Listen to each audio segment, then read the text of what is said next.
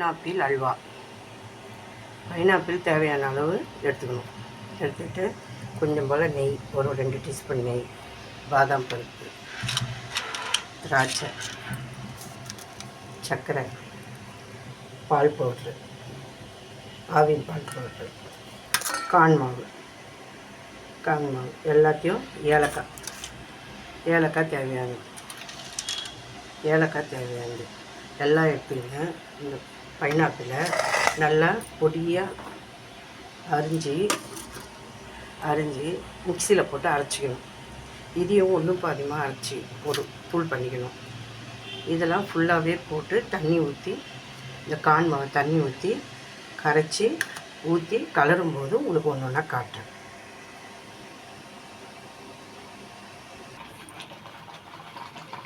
சர்க்கரையும் பைனாப்பிளும் அந்த இது பண்ணது கொதிக்குது, ஜீரா மாதிரி வரணும். அப்படி வரும்போது கார்ன் மாவை என்ன பண்ணோம்,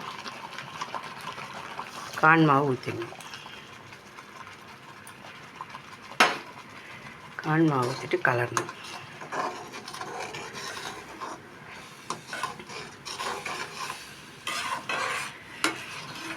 கார்ன் மாவு ஊற்றி கலரும்போது அப்படியே கட்டியாக வரும். அப்புறம் அதுலேயே பால் பவுட்ரு கொட்டணும்.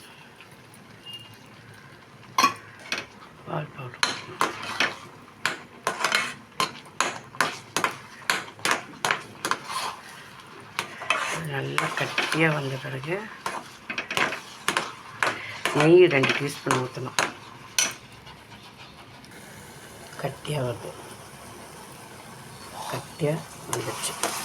இது ஒரு நெய் தட்டில், நெய்யில் ஒரு தட்டில் தடவிட்டு கொட்ட வேண்டியது. விட்டுட்டு பாதாம் பருப்பு, முந்திரி பருப்பு, எல்லாம் ஏலக்காய் எல்லாம் தூவி விட்டுற வேண்டியதுதான். Pineapple halwa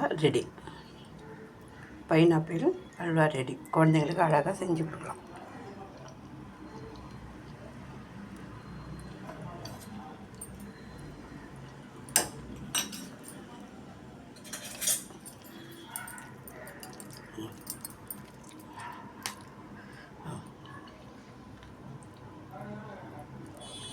ready.